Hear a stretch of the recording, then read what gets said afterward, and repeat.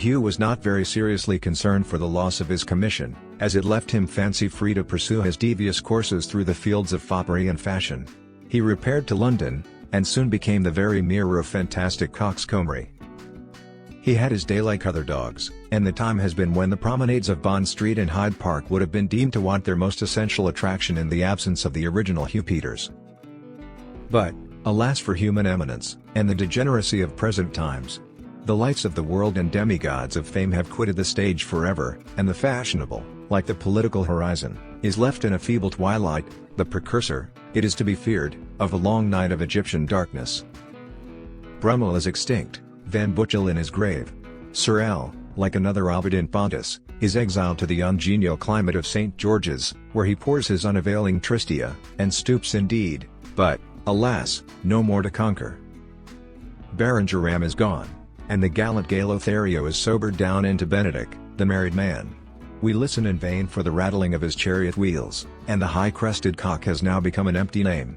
Finally, Hugh Peters himself hath passed away, and the flags of Bond Street have forgot his steps. Hugh was, at this time, more remarkable for the singularity than the taste of his costume. He delighted in glaring colors, and a close fit he considered the summum bonum. His motions were dreadfully constrained by the tightness of his dress, and the various organic functions seriously impeded. His inexpressibles, horresco referens, were perpetually yielding to the force of pressure, and leaving him exposed in some vital part. The tarsus, metatarsus, and toes, sustained infinite damage from the compressive action of the boot, and the uncomfortable projection of a heel 3 inches high.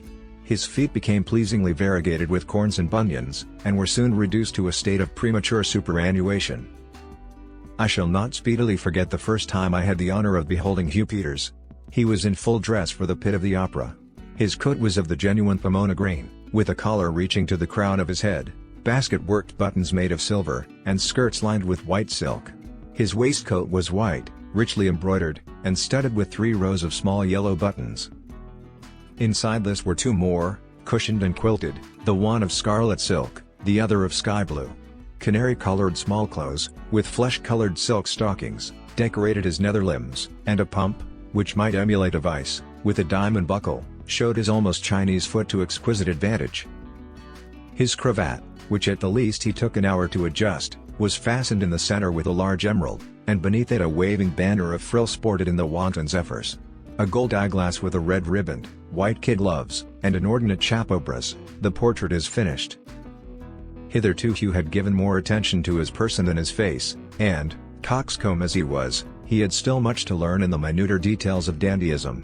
Critically nice in the cut and fashion of his apparel, he was but a novice in the mysteries of the cosmetic art, his practice in this way scarcely extending beyond the more ordinary processes of ablution. He had, besides, certain prepossessions to overcome on this score. Notwithstanding the latitude of his foppery, he conceived that there was a fixed boundary beyond which it must not extend, and where manliness would say, "Thus far shalt thou go and no farther." He would wear, for instance, a coat tight enough almost to check respiration, but would shudder at the thought of a pair of stays. He might employ an hour in brushing his hair, but he would turn with loathing from the idea of painting his face. But it is the character of every folly, and of every vice, to increase, unless the growth be timely and effectually prevented. The incipient gangrene must be met with a knife and the cautery.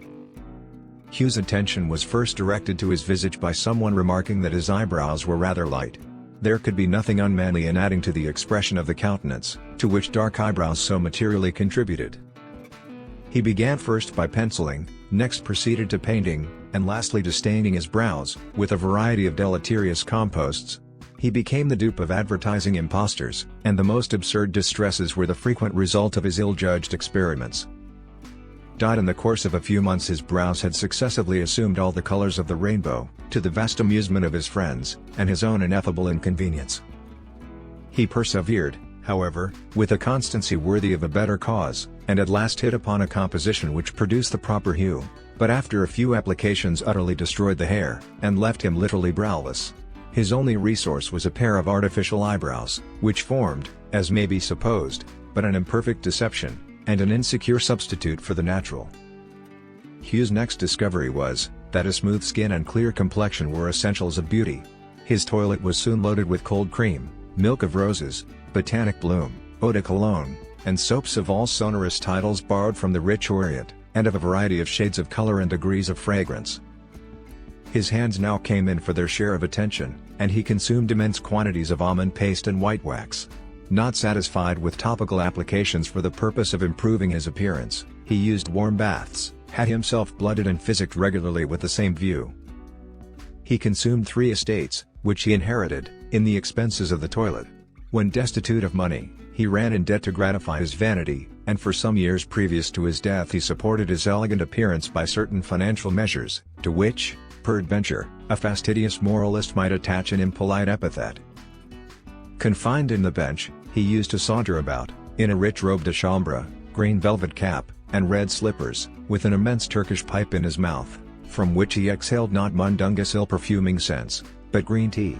He debilitated his frame by the use of medicine, and contracted complaints in his side and chest from continual pressure. Dandyism is in youth only ridiculous, in age it is contemptible. We have attempted the portrait of Hugh in his earlier days. At 50 he was the most artificially constructed being in existence. He was made up from head to foot. He wore a wig, false eyebrows, false whiskers, and false mustachios. He had a complete set of false teeth, his cheeks and lips were painted, and the furrows beneath his eyes were filled up with a white paste. His clothes were stuffed out at the chest and shoulders, his waist was tightened in with stays, and he had false calves to his legs.